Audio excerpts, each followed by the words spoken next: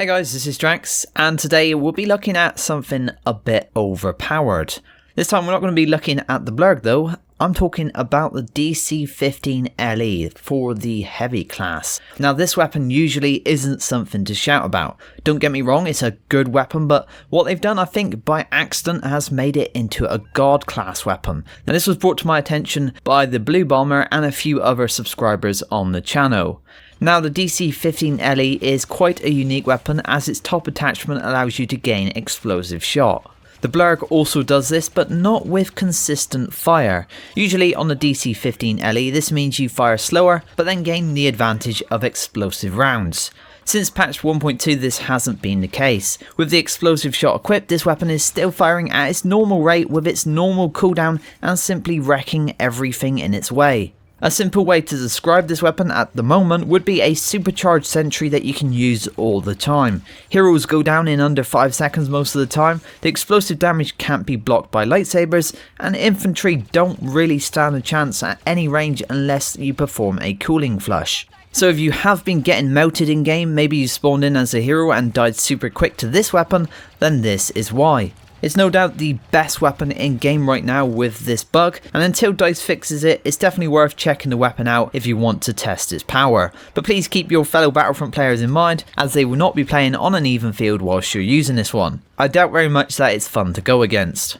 So that's one issue affecting a weapon that has come out of patch 1.2, but there's also been others such as all cooling attachments also not working. Weapons which normally take longer to overheat because of a cooling attachment are not benefiting from it. Simply put, use a different attachment until they fix this one, as you are gaining no benefit from the extra cooling at this moment in time.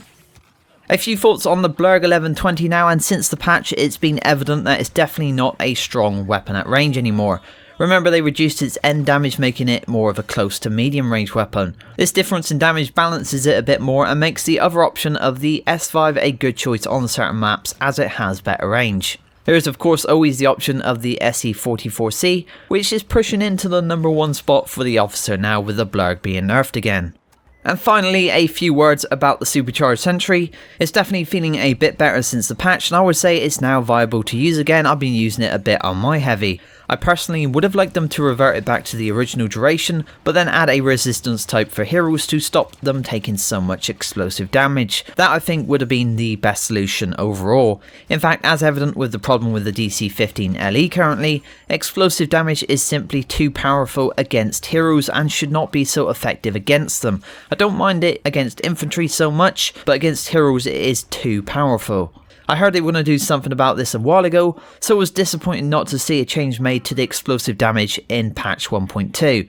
I understand it can be difficult to work a resistance type into the game that will affect only certain things, so hopefully by the time the next big patch comes around, that will be the case and they will have sorted out that explosive damage.